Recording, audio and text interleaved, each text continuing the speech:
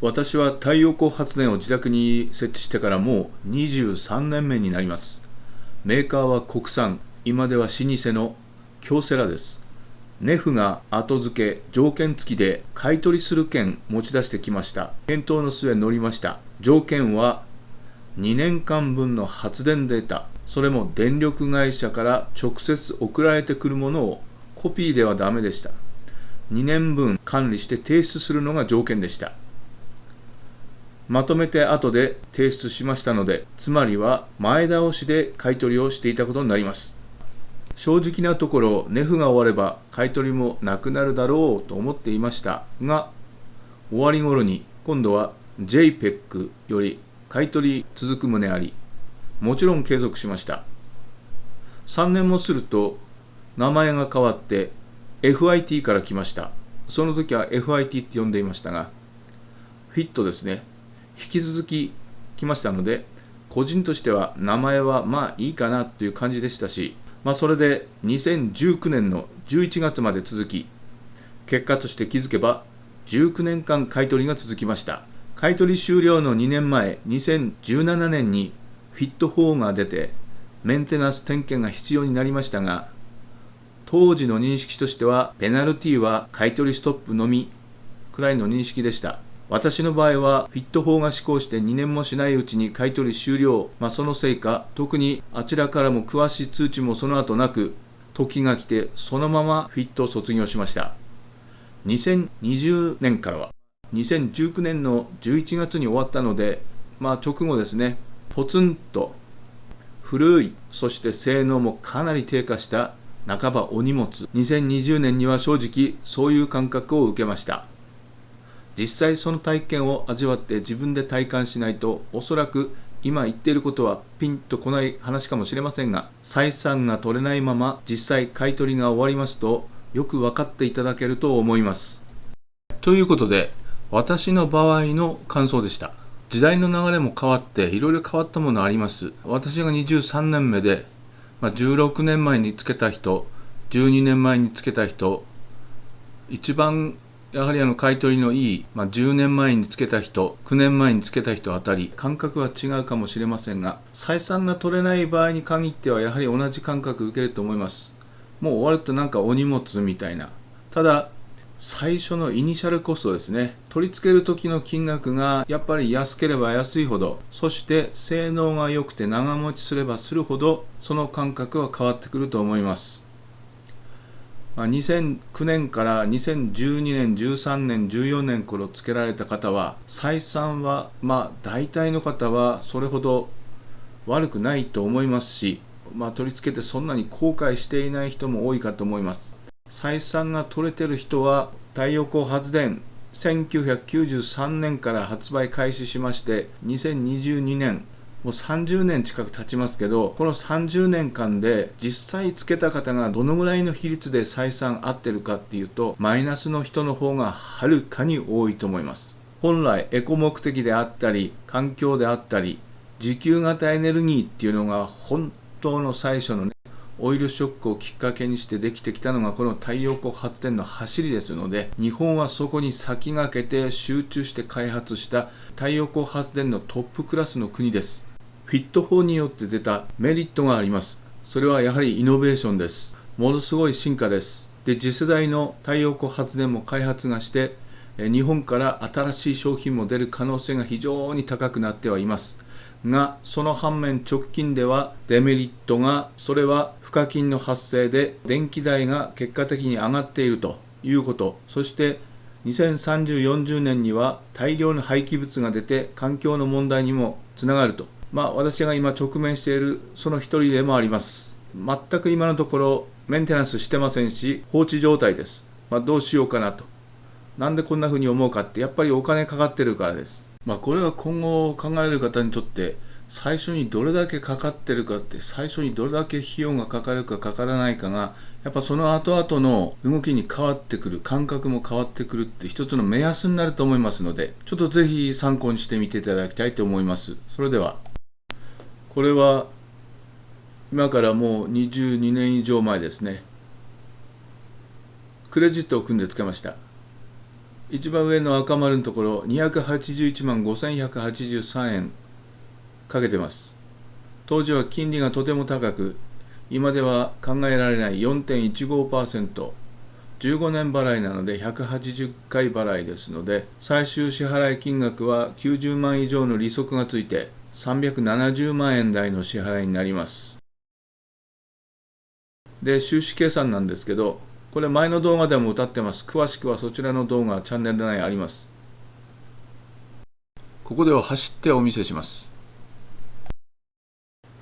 いくらかかったかっていうところですね。実際にはもう結構かかってるんですね。スタートしたのが30代半ばで、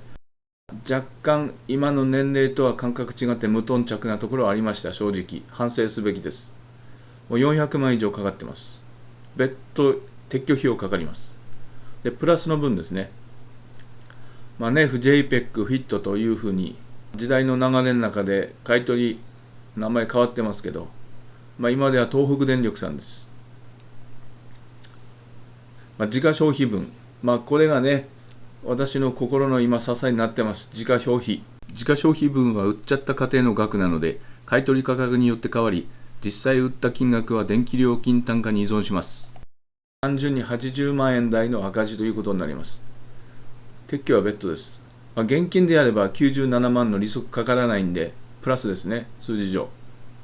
で、フィット終了後は東北電力さんと契約して、1年弱分のデータがあります。口座残高残ってますんで、本当、12月、1月くらいからはもうですね、ほとんどもう100円台、ここなんて81円です。40円買い取りだったら 4.4 倍すればいいんですけど、こんなもんです。電力会社9円買い取り。夏はいいんですけどね、冬はもうこんなになっちゃいまして、1月、2月、3月と彼岸前くらいまでは続きますので、もう実際大寒の頃はこの状態。気候大きいですね、影響。で、4月になってきますと雪ないので、気温が低い方が結構かえってね、太陽光の場合発電いいです。暑い方がいいんじゃなくて涼しい方がいいですね、太陽があれば。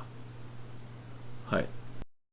そういうわけなので、もう4月から8、9、10、11とそんなに発電量変わんないです。で、実際にはじゃあ23年目今後どうすればって、メンテナンス4年に1回やればやっぱり理想的ですよね。車の車検みたいな感覚でやっていけば、太陽光検みたいな感じでやっていけばいいんですけど、どれだけ今後ねメリットあるかっていうことで、今まで完全放置で何もなかったのは幸いかもしれませんし、自他ともに危険なこともあり得ますので、なんとかしなくちゃいけないんですね。自家消費に向けていけばねいいんですけど、処分することを考えれば、これ前別な動画チャンネルの中で作りました。自分のパネルの処分費です。屋根設置の場合も動画の中に入ってます。私の場合は地上型ですので、これで済みますね。足場ある場合は足場かかります。平米1000円くらい。太陽光のついてる側半分だ、一面だけだったらば足場も10万もかかんないでしょうけど、そこにプラスすればだいたい別途費用どのぐらい撤去費かかるか分かります。コンクリート使うは置いといても問題は全くありませんので、第三者的にも。で、電力会社からも勧められた蓄電池とかありますね。で、やっぱり今 EV ってね、テスラとか、でも EV といってもやはりインフラ整ってないと、やはり途中で充電するのに大変だったり行列になったりと。で、実際考えてみてください。 EV って言ったって電気がなければ走らないんで、電力供給するのに今火力です。そういったことを考えますと、本当に世界中 EV 車になった場合、どこから電気持ってくんだっていう問題ありますし、で、業種立場によっては EV じゃない方がいい産業もあったり、 EV じゃない方がいいその所得層であったり、いろいろあるかと思いますんで、私はどちらかというとまだ EV はいらないかなっていう派です。ですので蓄電池や EV という形は自分では考えられません。23年目の今放置ですが、どちらかというとメンテするか撤去か、それともということを考えますとね、幸いですね、日本トップクラスの長持ちメーカー、京セラなんです。採算は取れてません。80万赤字で撤去に40万って単純に120万赤字ですけど、これからメンテしてあと20年メンテしてあと20年以上使う、合計40年以上使う考えとかどうかなと。つまり自家消費分を継続して元が取れるよう少しでも近づけていくような考え方。メンテの他にパワコン交換は間違いなく必要ですが、それに10万いや15万20万はかかるかもしれませんがです。なんか月々のランニングコストが毎月目に見えて安い方が庶民の私には毎月得しているような感じがあって、きっちり収支と、計算上とか、考えるよりなんかそっちの方が気分的なものですね。ここまで来ると、商売人でもないですし、そっちの方がハッピーな気分になれます。メンテして月々の電気代がお得。最高いい時は電気料金支払いが5000円までいきませんし、太陽光のおかげで。そして太陽光収支、これ会社で言えば赤字決算終わってるので、そっちの電気代でハッピー気分な方を選ぶっていうか、メンテで行こうかななんても考えてはいるんですね。それぞれのポジション立場で考え方は変わると思いますし、2012年際につけた方は当然蓄電池や EV っていう発想に目いくと思います。なんせ取り付け費用が私の半分以下でつけて、しかも採算が取れてですから、蓄電池100万かけたってなんかそんなに苦にならない感覚だと思います。で、ましてや蓄電池の処分費は太陽光の半分もかかりません。もう3分の1、4分の1、10万あればいけると思いますしね、20万なんてかかんないと思いますから、いけると思います。蓄電池の処分費もチャンネル内の動画にあります。よかったら参考にどうぞ。それぞれのポジションで変わってくると思います。これから太陽光発電をつけようかななんて考えている方は、これ採算は全くもう分かってると思いますけど、取れませんのでね、買取費用がどんどん安くなるんで、その分取り付け費用がすごくもっと安くなってきていて、しかも、長持ちすると発電効率もいいというふうにどんどんそっちの方にもう自家消費という、自家消費というふうに流れていくのはほぼ間違いありませんし、でもう世界中、特に日本ではね、太陽光発電義務化とか話してますけど、太陽光を全部につけていこうと思ってもですね、最終的にそういう理想があったとしてもレアメタルが足りませんので、今の段階でもすでに太陽光で全てやろうっていうのはそもそも無理ありますよね。レアメタルがそんなにないっていうことは半導体作れませんしね。そんなに太陽光のためだけに半導体があるわけではありませんし、無理はあると思うんですよ。その言ってること自体が。住宅用に太陽光をつけるっていうのはこれ個人消費です。それを強制するってね、消費そのものを強制できるものかなって、この民主主義でっていう、そういう思いもありますし、原点に話が返っちゃうような話です。太陽光はやっぱり自由でいいと思うんですよね。庶民にはどうしてもその太陽光を持っていくらかでもエネルギーを供給したいのであれば、これは官や企業でしょうね。やっぱり民営はやっぱり限界があると思います。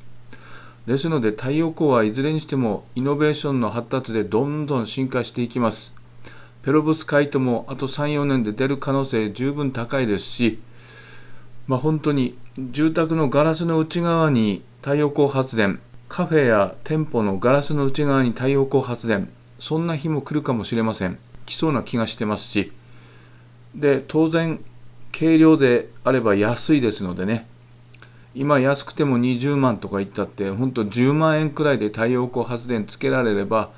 安いランニングコストでどんな人でもつけようと思えばつけられる。半導体がねそんだけ作れればの話ですけど、やはり期待していきたいと思っています。今日の動画参考にしていただけましたでしょうか。もし参考になったと思う方は、ぜひいいねボタン、またチャンネル登録などよろしくお願いいたします。それでは最後までご視聴ありがとうございました。それではまた。